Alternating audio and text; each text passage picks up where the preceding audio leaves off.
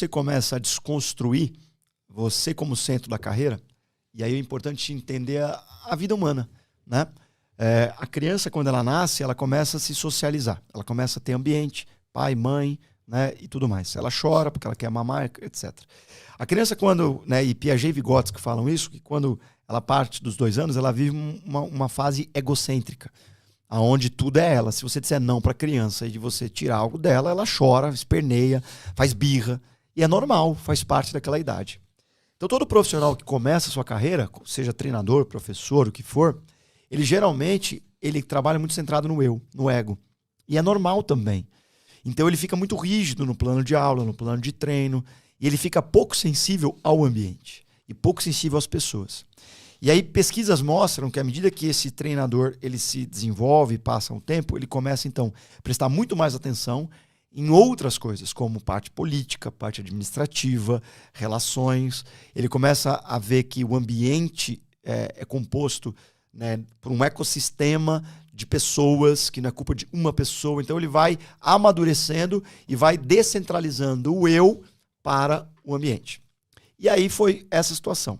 Nós estávamos jogando um campeonato pelo Avaí, era um campeonato de final de ano, onde participavam também escolas. A gente jogava com um ano mais novo, né, para criar mais resistência.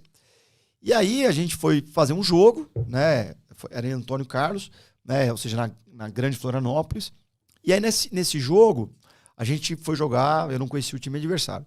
E aí atrasou uns 20 minutos a chegada deles, os caras iam da WO. Eu falei, não, que WO? Eu quero jogar. Para nós o importante é jogar, né? E aí, cara, quase meia hora atrasada, chega lá uma van picada com um carro, sei lá mais o quê. E aí você percebe que se trata de um projeto social de Florianópolis, do Morro do Horácio, que é um morro que tem em cima do túnel ali. E aí, cara, você já via, assim, guri pequeno, guri grande, de tudo que é coisa e dificuldade, né? O jogo começa, faz, em, sei lá, 10 minutos já tava 5-0. O primeiro tempo termina, acho que uns 9-0. E aquilo ali já começou a me deixar chateado. Eu já comecei a não olhar mais para os meus atletas e olhava muito o time adversário. Aí eu comecei a perceber que o cara saía com aquela bambona de 5 litros d'água do campo dele, passava pela nossa casa-mata, assim, ia ali na torneira, pegava aquela água torneiral, voltava. Aquilo já começou a me chatear.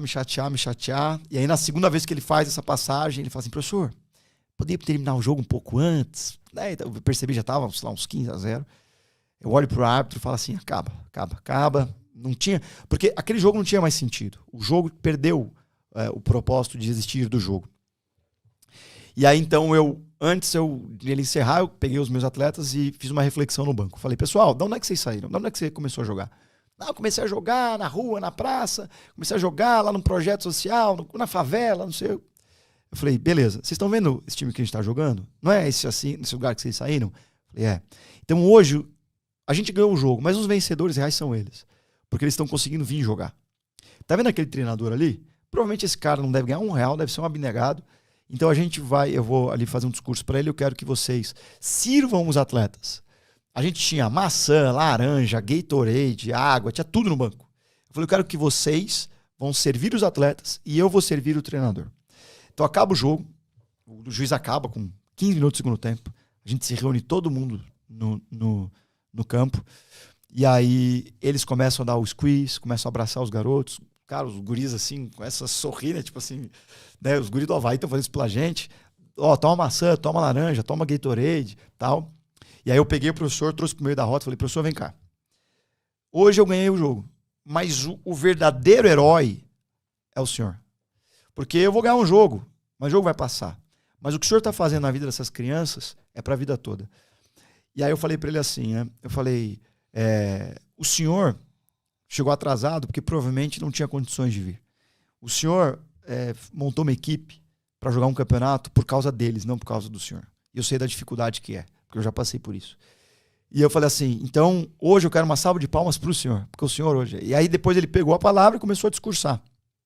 Também emocionado, ele começou a falar quantas vezes ele tem que pagar Uber para as crianças sair, treinar em outro lugar, que eles não têm campo. Eles treinam num campo que tem do lado do túnel, lá em Florianópolis, né? Eles treinam, do lado, assim, é um negócio aberto, né? Ele começou a contar que não tinha condições, não tinha uniforme, não tinha nada, que a comunidade abraça, mas não é tanto, e tudo mais. E aí né, eu falei, o senhor é que hoje merece os aplausos, não eu, pelo trabalho que o senhor está fazendo.